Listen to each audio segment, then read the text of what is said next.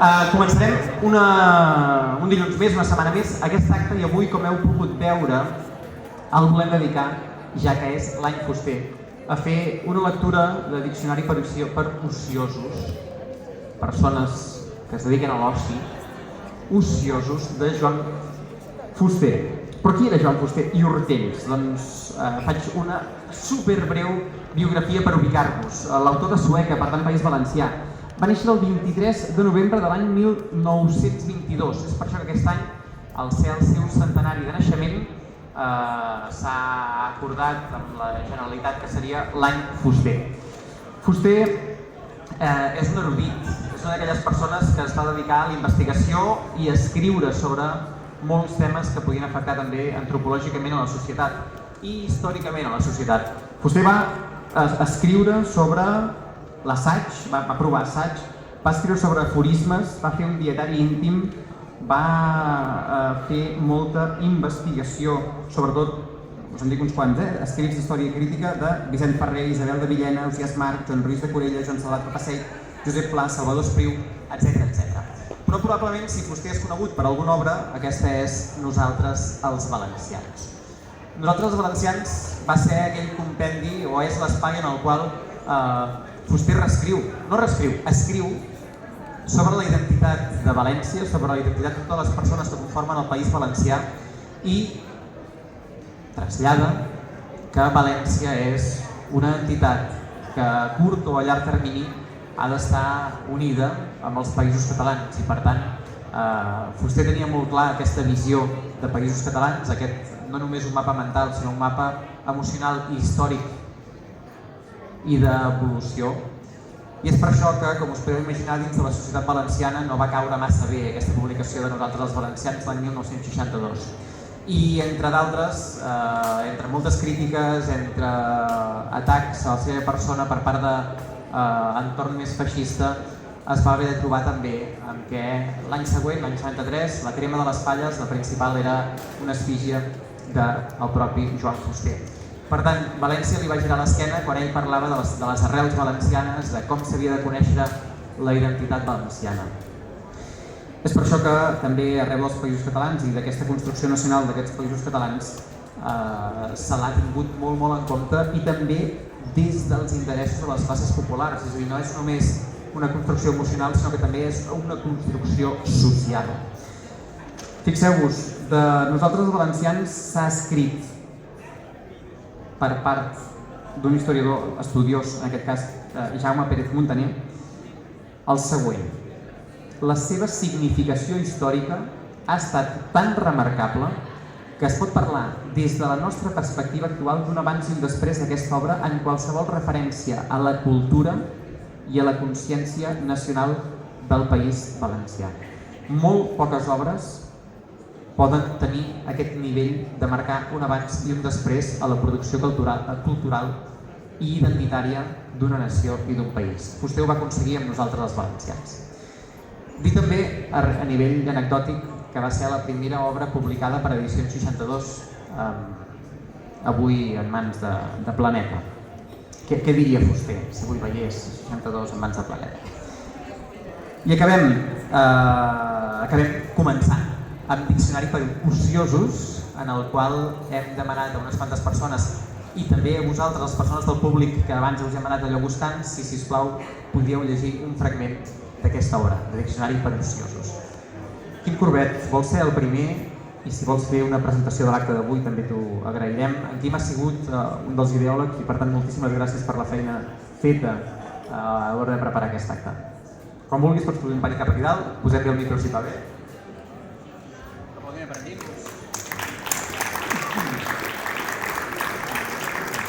Els ideòlegs ens contentem en fer fotocòpies, purament. El diccionari per ociosos és molt desigual, hi ha entrades molt llargues i entrades molt curtes, gairebé com un aforisme.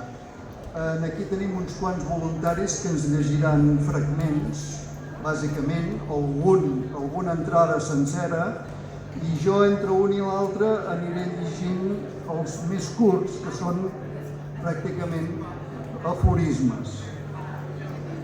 Comencem per un que es diu pensament. Atenció, tot pensament és un mal pensament.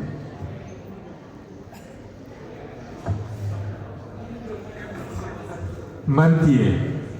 Mentir bé és un art molt difícil que poques persones arriben a practicar amb solvència i dignitat. Abunden els mentiders, però en general són mals mentiders. Se'ls coneix que menteixen. Un infundí no hauria de ser honorablement qualificat de mentida, sinó quan és perfecte, quan presenta una aparença justa de veritat. Per això, sempre resulta preferible de dir la veritat, la pròpia i exacta veritat, en el cas que siguem incapaços d'inventar mentides invulnerables. Les mentides poc convincents, de més a més, tenen el desavantatge de desacreditar aquell que les propala. En l'ordre de les relacions normals, d'home a home, el principi de credibilitat és essencial. Hem de creure el nostre interlocutor perquè sigui possible d'entendre'ns-hi. El mentider, el bon mentider, es fa creure. El seu falsejament de fets o idees s'ofereix amb uns aires de versemblança tan nets que no dubtem acceptar-lo com a veracitat. Amb un bon mentider ens podem entendre o malentendre i encara que ens sortim perdent, el tràmit serà còmode i simpàtic. El mal mentider, per contra, ens deixa en una situació inquietant. Sabem que està mentint-nos i no podem creure'l. Li retirem la nostra confiança. Amb ell n'hi ha res a fer. La relació resulta penosa. Queda viciada des de l'origen. S'estableix, si s'estableix, sobre bases fictícies per ambdues parts. Una bona mentida val per una veritat. I repeteixo, mentir bé exigeix tants i tan rigorosos dots d'imaginació i de malícia que les persones no proveïdes d'una tal genialitat hauríem de desistir-ne i procurar ser verídics sempre i per principi, encara que dir la veritat sigui on sigui desagradable. En aquest punt, com en molts d'altres, la utilitat dona raó als moralistes més repetetans.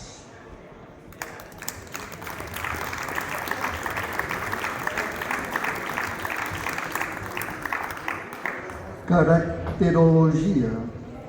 En determinats moments de la nostra vida, tots fem cara de gàrgola.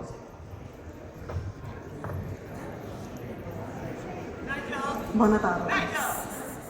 L'amor, una invenció del segle XII.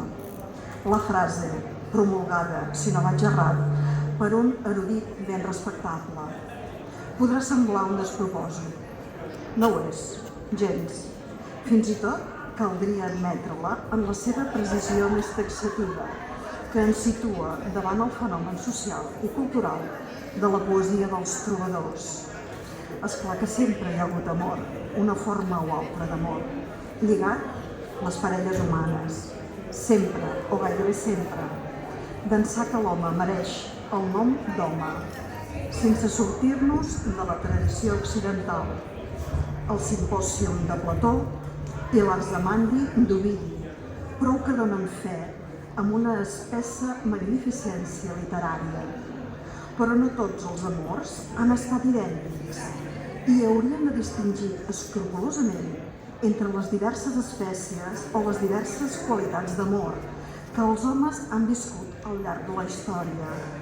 I no hi ha dubte, almenys, que això que nosaltres encara anomenem amor, això que inspiraven Beatriz i Laura, i Julieta i Desdèmona, i Margarida Gautier i Mimí, va ser desconegut per l'antiguitat pagana, com va ser desconegut també per la bàrbara alta edat mitjana i per l'Orient intricat. Aquest amor és una creació dels trobadors provençals, completada i polida pels poetes italians del dolce stil nuovo. Des d'aleshores fins avui, de més a més, l'amor s'ha escampat i arrelat també gràcies a la literatura. No recordo ara aquí, un francès segur, afirmava que molta gent no s'enamoraria si no hagués sentit parlar de l'amor. Així s'esdevé, de fet, en una mesura major del qual ens pensem. L'home occidental, l'europeu i la dona, durant segles, han estat fent l'amor, s'han enamorat, al dictat dels poetes, sense adonar-se'n, naturalment, i sense haver-los llegit. Que consti que no exagero, mogut per un partit pres a favor de la literatura. Parlem de l'amor, i no de la simple i lliure fornicació ni el matrimoni institucionalitzat, ni tan sols dels nexes afectuosos que aquestes relacions poden produir, normalment produeixen. Els vincles sexuals, la convivència familiar, l'afecte mutu no són l'amor. L'amor, en tant que sentiment específic, com el vèiem en La Via Nuova o en La Dama de les Camèlies, com l'experimenten els protagonistes actuals de les novel·les roses o dels films acaramelats, com l'expressar el Petrarca i el dramatitzar Shakespeare, és tota una altra cosa. En realitat, l'amor no es dona, sinó rarament, en una dimensió absoluta. Els grans enamorats són excepcionals.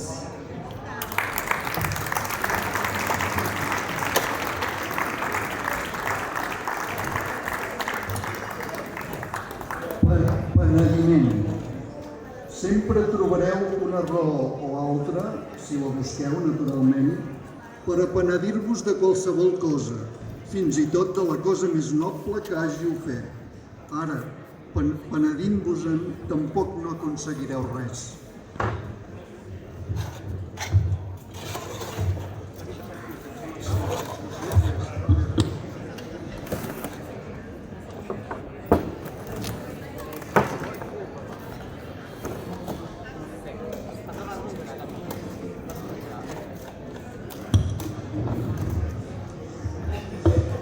Nacionalisme.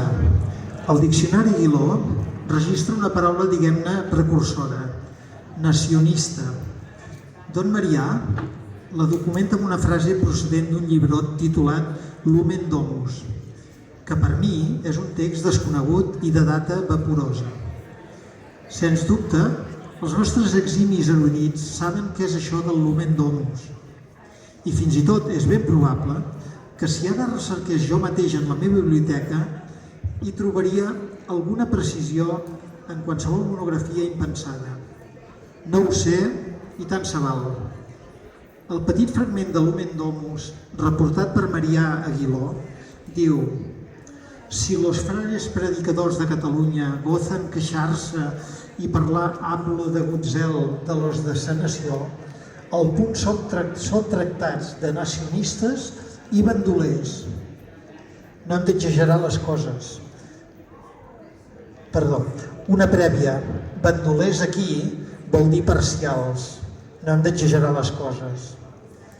Per l'aire general de l'idioma i pel to privativament clerical de la citació, crec que podem situar la referència abans del 19. Això és evident. No cal, doncs, que m'aixequi i vagi a consultar cap biblioteca, cap bibliografia aclaridora, ni que només sigui del 18. El text, el mot nacionista, resulta d'una precocitat important. Nacionista equival, amb una aproximació que contorba, a nacionalista. La particularitat notable, el tret a subratllar, és que els catalans apareguin acusats de nacionistes molt abans que el nacionalisme aparegués sobre el mapa ideològic d'Europa. No té gens d'interès el fet que el Lumen Domus restringeixi la seva al·lusió al clos de l'orde dominicà. Són, en tant que catalans, que els frares de Sant Domènec reben el mot com un dicteri. I heus aquí que en llengua catalana aquest derivat de nació, el sufix ista s'hi fa plenament significatiu, s'anticipa, n'estic segur, a totes les altres llengües europees. No puc donar cap garantia de la meva asserció, és una pura sospita. Però si em demostressin que m'equivoco, em quedaria parat, perquè ben mirat pocs pobles d'Europa estaven en condicions d'esdevenir nacionalistes com ho estava el nostre, abans que el nacionalisme sorgís com una doctrina i una decisió a principis del 800. En aquest punt ens avancem a tothom. D'ençà de l'edat mitjana som un poble providencialment, excuseu-me l'adverbi, predestinat a una mena de vocació nacionalista, implacable. El bon frare que escrivia aquelles línies del Lumen Dominus, aduïdes per l'Aguiló, ho delatava d'una manera fosca i instintiva. Ara hem de prendre el terme nacionalisme. El frare hauria dit, en tot cas, nacionisme, amb una descarada deliberació anacrònica.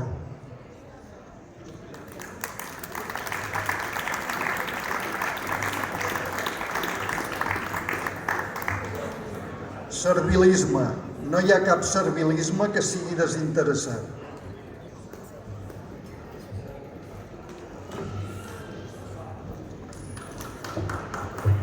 Mediterrani, fragment. Els veïns del Mediterrani, en general, estem molt orgullosos de ser això, veïns del Mediterrani. Ens anima una espècie de vaga patriotisme marítim de costa ferma, esclar. Ben poc solidari, certament, però tan envenit i arrogant com qualsevol altre patriotisme. Ens sembla que, al capdavall, hi tenim dret. Avui, dret per herència més que res. I ben mirat, la raó d'aquest sentiment no s'origina en cap particular satisfacció. Pot ser justificable davant les bondats intrínseques del paisatge. Solem dir que el Mediterrani és una geografia a la mesura de l'home. La frase és bonica i, a més, respon a la idea que la nostra gent té d'ella mateixa i de les seves coses. El paisatge d'aquests litorals, en efecte, està desproveït de colossalisme i de sublimitat. Ens sentim tranquils, còmodes i ben aconsellats. Res en ells no ens incita al somni, a la mística, ni al pànic, com esdevé amb les etapes desolades, amb les muntanyes grandiloqüents, amb els deserts ferossos, amb les mànigues luxurianes. Aquí tot és assequible, clar, propici de tots els humils sensualitats quotidianes, amistós. De tota manera, això també podria predicar-se de molts altres llocs, mars i terres del món. En canvi, qualsevol comparació ja fora impracticable de la geografia, passàvem a les reminiscències i als tòpics que la terra i el mar Mediterrani han suggerit.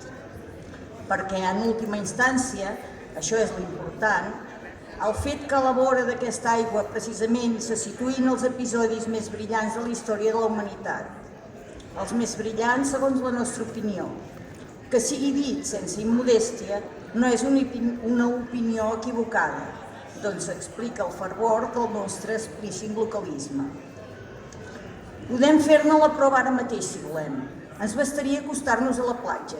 Qualsevol talaia serà útil. Un xiringuito barat, o una biga pròpia i fastuosa, una terrassa d'hotel o una roca lliure. Per poca que sigui la cultura general de què disposem, l'anar i venir de les onades, la mer, toujours recommencer, ens despertarà en la memòria un vast repertori de referències insignes, de noms vibrants i satinats, d'esdeveniments graciosos i conspicus. Començaríem, per exemple, amb el mateix naixement de Venus, adulta, entre l'escuma miraculosa i sorprenentment fèrtil.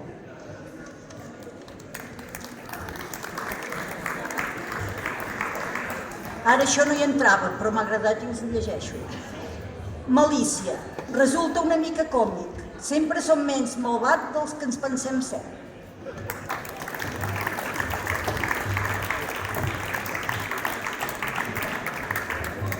Indignació. De vegades arribem a creure que la indignació és una forma més, una forma qualsevol de la ira. Una persona indignada, per poc que surti de fogó, segons el Fabra diu que s'ha de dir, sempre fa l'efecte d'haver-se abandonat a l'impuls de la còlera i, en el fons, Seria una temeritat negar que realment és així. Tota indignació suposa, més o menys en potència, un esclat d'exasperació dirigit contra algú o contra alguna cosa, contra l'indignat. El consensus universal dels diccionaris tendeix a classificar aquesta fúria entre les espècies de la ira. Ara bé, un teòleg, un moralista, potser ens tranquil·litzaria en assegurar-nos que la ira en qüestió no queda inclosa en els termes jurisdiccionals del conegut pecat capital. Segons sembla, i des de determinats punts de vista, hi ha ires i ires, unes ires reprotxables i unes altres ires més aviat carregades de decoro. El poble d'Israel, pedra de toc de tantes actituds, no va concebre el seu Jehovà com una divinitat iracunda, o si més no, tendencialment iracunda. I si no m'enganyo, Sant Tomàs d'Aquino també feia les seves distincions quant a l'essència de l'airament. Si la indignació és una forma de la ira, almenys no és una ira més, una ira qualsevol. Ben al contrari, és la ira que pertoca a la virtut. Indignació i virtut són, en última instància, coses correlatives. Jo diria que fins i tot són coses consubstancials.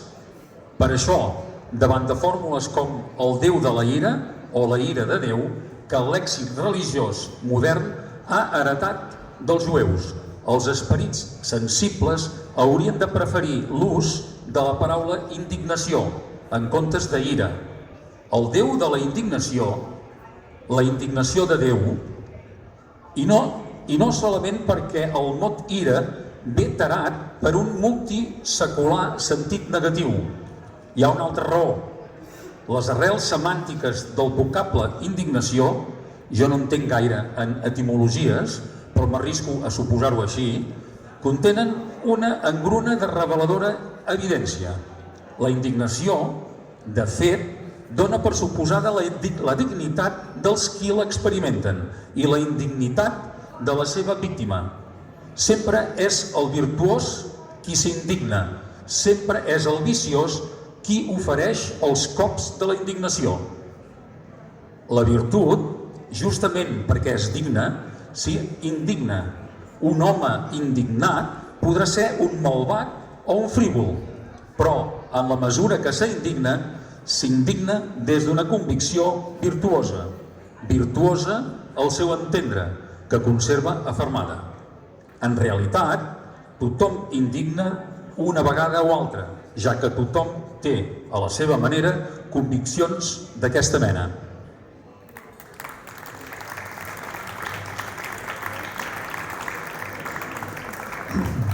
Silenci. Ben sovint, gairebé sempre, callar també és mentir.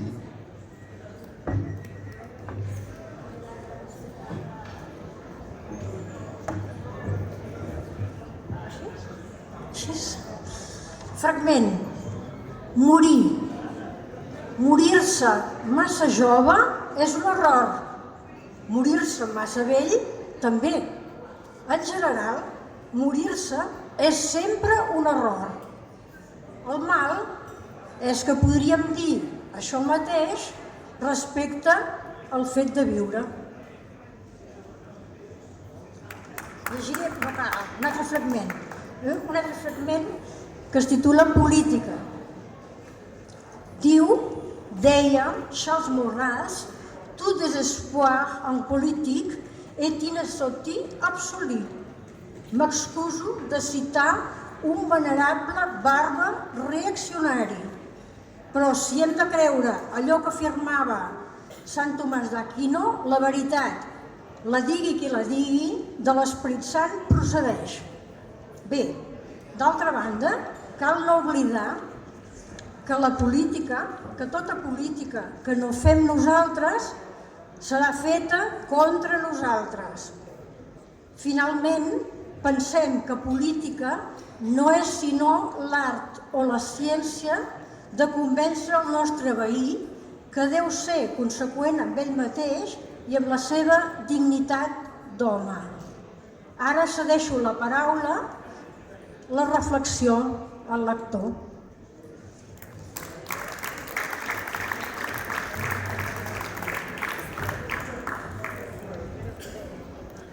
Temps. Mentre dormiu us creix la barba. Això és el temps. Xenofòbia. L'odi a l'estranger, al foraster, ha estat sempre i a tot arreu causa de grans bestieses i de decisions sublims, de crims salvatges i de poemes preciosos, de sacrificis sagrats i d'abusos remuneradors. Hi ha moltes formes de patriotisme que no són sinó mera xenofòbia, perquè sovint els habitants d'una pàtria només arriben a sentir-se patriotes quan s'imaginen o es troben en fricció amb els veïns de la pàtria del costat. En qualsevol cas, l'estranger és un punt de referència polèmic, probablement imprescindible per a un patriotisme agressiu. Com que l'estranger sol ser, al seu torn, patriota del seu país i respecte a ell adopta una actitud semblant, la col·lisió resulta fatal. Tota xenofòbia contesta a una altra xenofòbia, ja que tots som estrangers per a algú. I de l'estranger en fem un enemic. Cada estranger és un enemic potencial. Només la moderna expansió del turisme comença a derogar aquest principi de vella prosàpia sentimental. Ara el foraster se'ns presenta com a client. No sé si el turisme acabarà esmussant la xenofòbia, ho dubto.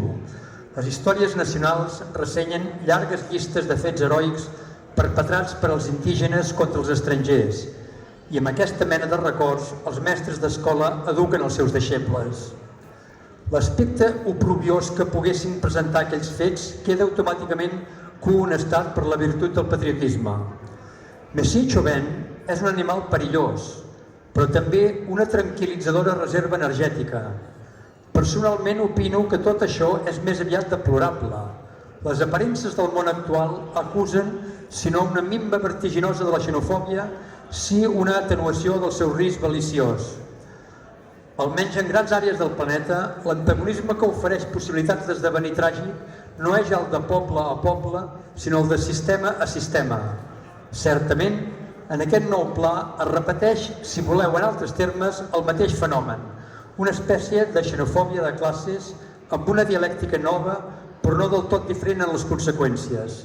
L'antiga xenofòbia, l'autèntica xenofòbia, l'odi a l'estranger, tanmateix perdura i perdurarà per molt de temps encara, ni que sigui mentre els estats tinguin escoles obertes.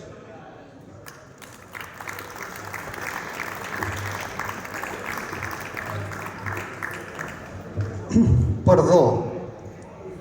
La cosa resulta prou clara. El perdó, com a fet moral, està en franca decadència.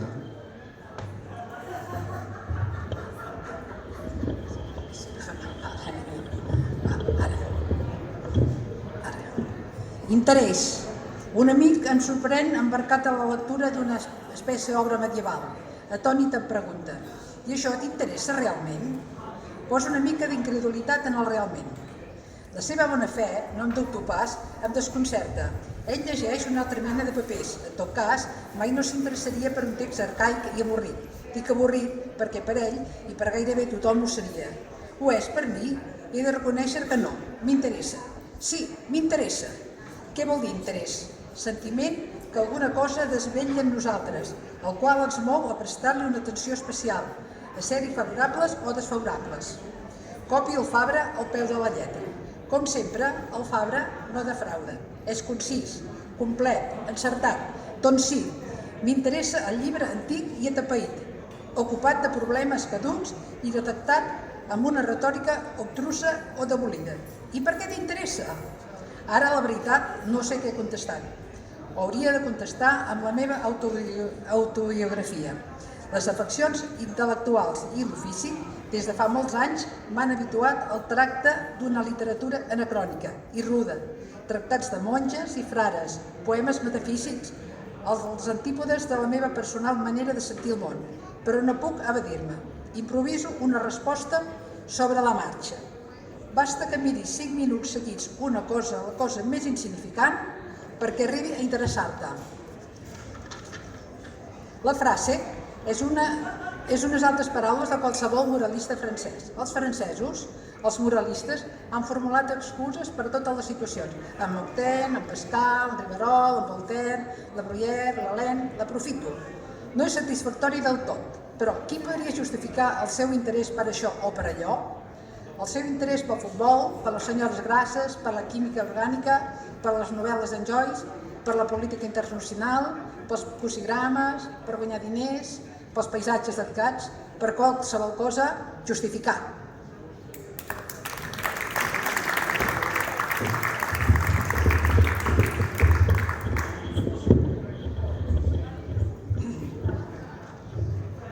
Zero.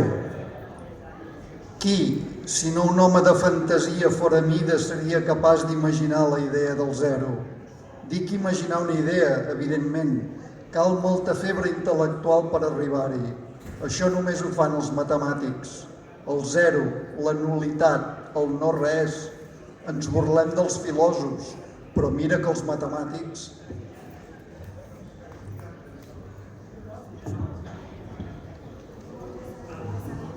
Ordre. El dilema desordre i injustícia ha fet córrer molta tinta d'ençà que, segons conten, va plantejar-lo Goethe d'una forma decorativament terminant. El monstre de Weimar afirmava: és preferible la injustícia al desordre, i de segur que tenia arguments impecables per a justificar la seva preferència. No sé si quan l'autor de Faust va dir allò era o no ministre del duc Carles August, càrrec que exercí durant anys i amb una àmplia vocació. En tot cas, aquella idea em sembla literalment una idea de ministre. Sospito que la subscriurien al peu de la lletra una gran quantitat de persones de totes les més diverses i contradictòries confessions polítiques, que per una circumstància o altra es troben enfilades a la noble cucanya del poder. En tant que dilema, o disjuntiva, o com vulgueu dir-ne, el binomi desordre i injustícia resulta d'una fal·làcia monumental. Per poc que hi pensem, de seguida se'ns acut una primera objecció inapel·lable, la de preguntar ingenuament si la injustícia, qualsevol injustícia, no és ja en si un desordre. I de fet, potser la injustícia és el pitjor dels desordres, perquè corca i corromp el fonament mateix de l'ordre, que és, si hem de creure el tòpic, la justícia. Però tot això és una mica boirós i amenaçant. La paraula justícia es presta massa trampes i constitueix un equívoc constant. Serà més oportú que mirem el problema des de l'angle de l'ordre. I, tot ben sospesat, què és l'ordre? Per als Goethes, sens dubte, l'ordre no és sinó el fet de continuar sent ministres, ells. La definició resulta peremptòria i lleugerament brutal. No crec que sigui inexacta. Continuar sent ministres o alguna altra cosa, no importa ben bé quina, propietaris o gerents, agutzils o buròcrates, canonges o assalariats regulars. Aquesta és la situació que l'ordre ha de preservar. L'ordre de les lleis, l'ordre dels càrrecs, l'ordre públic.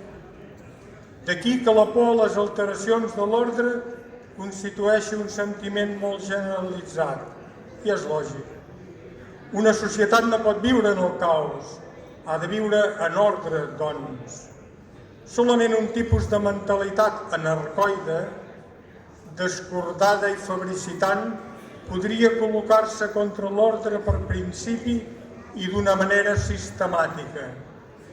La qüestió, tanmateix, no centra en la necessitat o no necessitat de l'ordre, en abstracte, com a força cohesiva de la societat. És aquest o l'altre ordre concret el que en un moment determinat es revela discutible. Aquest o l'altre ordre concret establert es fa discutible quan entra en col·lisió amb la justícia.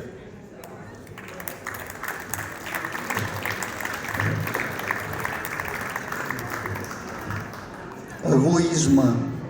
Potser en la mesura que no som egoistes som beneits.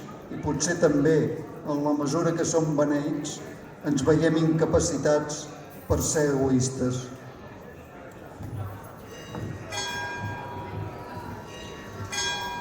Còmplice. Còmplice és aquell qui us ajuda a ser com sou. Convicció. Tota convicció seriosa, se us convertirà en prejudici per a les conviccions ulteriors. Penseu-hi. Cada convicció que adquiriu és un prejudici més que acumuleu. I ja sabeu què vol dir un prejudici, un vici d'origen. Si sou gelosos de la vostra llibertat intel·lectual, si aspireu a conservar la disponibilitat permanent que n'és el pressupòsit, heu d'esforçar-vos per ser homes d'escasses conviccions. El fanàtic és un convençut, un individu que està convençut de tot, que té moltes conviccions. No crec que el fanatisme sigui una perspectiva gaire amable. La prudència, virtut cardinal, aconsella evitar aquestes exasperacions mentals i morals. I al capdavall, per a circular per la vida, no calen masses conviccions. N'hi basten 3 o 4, només. Covardia. Si volem, i ho hauríem de voler, sempre trobarem una raó per excusar les accions del covard, la seva covardia. Perquè qui és que no ha tingut mai por? És clar que la por pot ser superada. Diuen que el valent no és sinó un que té por i se l'aguanta. Potser sí. El que sí que sé és que no hi ha manera humana de fixar un límit moral en aquest terreny. Cadascú s'administra la pròpia por com pot i com Déu li ho dona a entendre. I tampoc no ens hem pas d'enganyar. Tothom és covard per comparació a algú altre. Ja podeu ser tan temeraris com vulgueu. Mai no serà impossible que un qualsevol veí vostre consideri que la vostra valentia és inferior a la seva i que, per tant, sou un covard. Una bona regla de conducta, en això com en tantes altres esferes i coses, serà aquesta. No censureu, no condemneu ningú perquè sigui allò que vosaltres podreu ser en alguna ocasió. Per exemple, covards.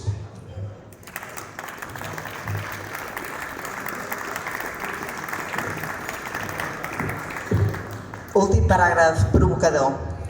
Guerra.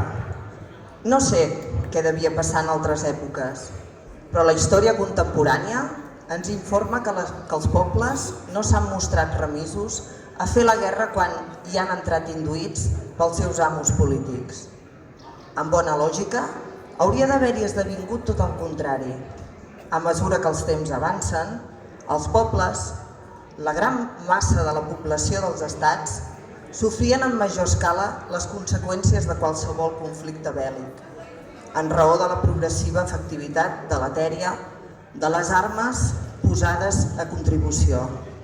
I alhora, les possibilitats d'acció civil i de consciència col·lectiva augmentaven en aquestes mateixes capes socials predestinades a víctimes.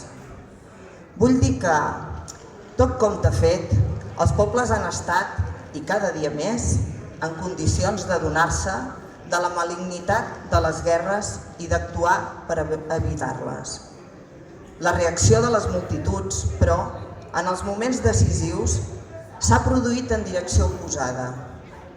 Els pobles s'han mostrat entusiastes de la guerra. Potser parlar d'entusiasme semblarà excessiu. De tota manera, crec que cal dir-ne entusiasme. No unànime, sens dubte, sí majoritari, igualment, sens dubte. Suggestió propagandística, narcòtic patriotard, engany o autoengany, deliberat? Tant se val. Tot i admetre de bon grat i de seguida la influència d'aquests factors, hem d'afegir-n'hi un altre. la seducció que sempre té el fet o la perspectiva d'una ruptura alliberadora en les rutines de l'home mitjà. La idea que l'home mitjà, aquesta extracció que anomenem home mitjà, extracció perfectament i estadísticament verificable per via empírica, és un personatge assenyat i plàcid. No pot ser posada a discussió. Però també és cert que l'home mitjà sent una mena de fatiga o de fàstic, a la llarga, del seny i de la placidesa. Enyora, en el fons de si mateix, l'aventura, una oportunitat per a desencadenar-se en les seves energies més fosques i patètiques. En els períodes de pau, de tranquil·litat pública, s'assia aquesta nostàlgia amb lectures, gestos i espectacles violents que el deslliuren de les seves repressions, ni que sigui en un pla purament imaginatiu o imaginari. Novel·les de gàngsters, films, de peripècies arriscades, matx de boxa, pràctica de la velocitat automobilística, evasió per l'alcohol o la luxúria dosificats. La guerra obre les portes a una realització més tangible de tot això. La lluita resulta escandalosament apta per a facilitar les satisfaccions anàrquiques que busca l'individu. Com els qui de principi han de fer la guerra són els joves, la tendència s'accentua en termes d'eufòria romàntica. La guerra, quan comença, sembla una gloriosa vacança, durant la qual tot serà permès i tot pagat. Si després d'això queda desmentit per la realitat i si l'aspecte macabre de la conflagració s'hi sobreposa, l'entusiasme i el seu rastre sentimental no queden esborrats. Els soldats canten quan se'n van al front. De vegades serà la seva cançó una cançó forçada. Sovint és una cançó sincera. La lletra parlarà de la pàtria, de l'enemic, de la victòria. La música subterràniament parla d'altres il·lusions, de l'estupre, de la depredació, de la matança, de l'oci. No podríem entendre la història dels segles XIX i XX en tant que aquesta història recull la minúcia de les batalles i el fervor dels combatents, si oblidàvem aquell palpable veritat. La guerra en si és una categoria al·lucinant.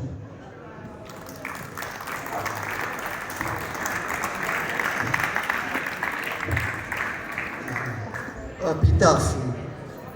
Per exemple, aquí jau JF. Va morir com va viure, sense ganes.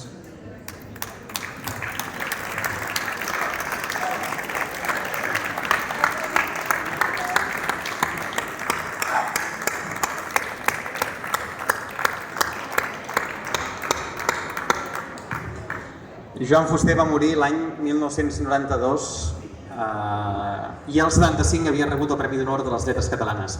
Avui, acostant-vos a aquest diccionari per ociosos, hem aconseguit això, és a dir, entrar dins de l'obra de Fuster, conèixer-lo més i veure que era una persona tan polièdrica que anava a molts fronts, però que tenia molt clara el concepte de nació, el concepte de país i com ha estat important o com ha sigut important el paper de nosaltres els valencians i també molts altres llibres com aquest diccionari per ociosos dins de la construcció nacional del País Valencià i els països catalans. Avui acabem l'acte d'avui, gràcies per haver estat aquí tota aquesta estona, esperem que hagueu gaudit d'aquest viatge, anant descobrint aquestes diferents facetes de Fuster. Aquest any recordeu que és l'any Fuster, per tant segurament trobareu més actes, ja sigui aquí a Girona, com a Barcelona, com arreu dels països catalans.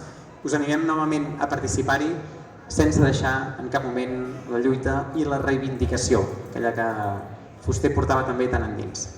Si voleu, ens aixequem i acabem conjuntament cantant Els Segadors. Gràcies.